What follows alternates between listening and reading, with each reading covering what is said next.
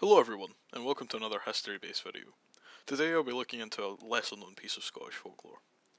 Before I get to that, I'd like to take a moment to address my absence, since I haven't really had the time to explain it.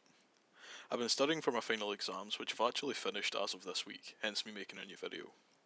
As well as that, I've been accepted for university. I'm going to exclude any information on that for obvious reasons, but anyway, let's get back to the topic of today's video. Broonies, otherwise known as Brownies to people not from Scotland, are creatures that appear in folklore, originating as far back as the 16th century. Broonies are small humanoid creatures which have been compared to goblins and fairies.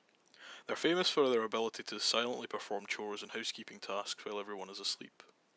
The talents also extend to farming and cooking. The legend goes that people would leave baked goods and milk on their fireplace in order to create a truce with the Broonies in return for their services. When the Broonies begin to clean a house, they are bound to the humans who own it, so long as mutual respect is kept. If the owners of the house happen to offend the Broonies or make them feel exploited, they will leave the home forever. Broonies have been known to be naked or dressed in rags. Historic descriptions of these creatures claim that the Broonies are frightfully ugly and are covered in thick brown hair with light brown skin. They are said to be around half the height of an average person. Although Broonies seem to have been cursed with bad looks, they make up for it in their supernatural abilities. Broonies can shapeshift into large, formidable animals and can also become invisible without a moment's notice.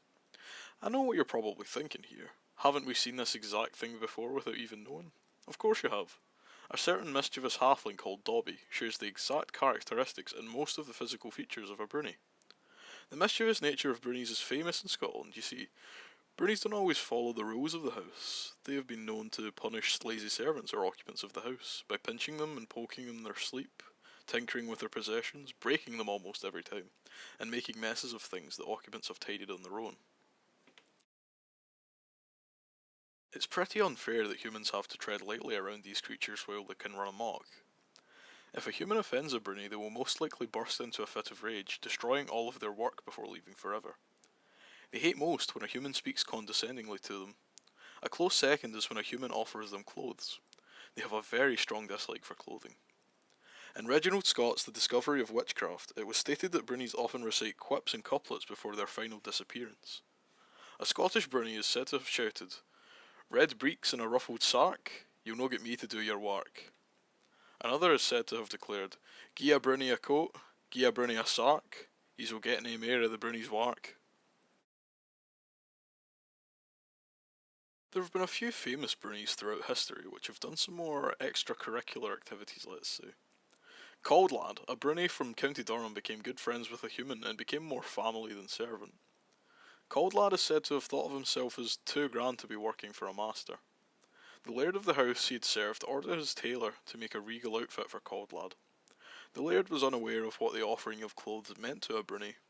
Cold Lad disappeared soon after. The Broonie of the Portway Inn is said to have had a tendency to steal the keys. The family could only retrieve the keys by gathering around the hearth and leaving a piece of cake as an offering, which would serve as a trade for the keys. Afterwards, they would sit around the hearth with their eyes closed and in complete silence. The Broonie would then launch the keys towards them from behind, often hitting the family members.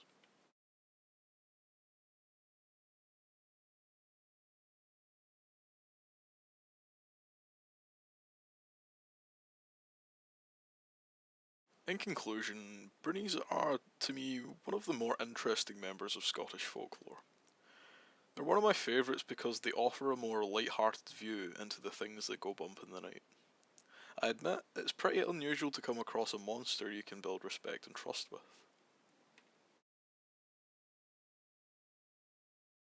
Thanks for watching. I hope this video was as enjoyable for you to watch as it was for me to make. From now on, I'll be working to produce only the best content for all of you amazing fans. I'm absolutely humbled by the support that you all give. If you enjoyed, remember to leave a like rating. Let me know your thoughts on Broonies, and let me know if you enjoy this content and what you'd like to see next. Last of all, don't forget to subscribe for more spooky content. Until then, friends, stay dark.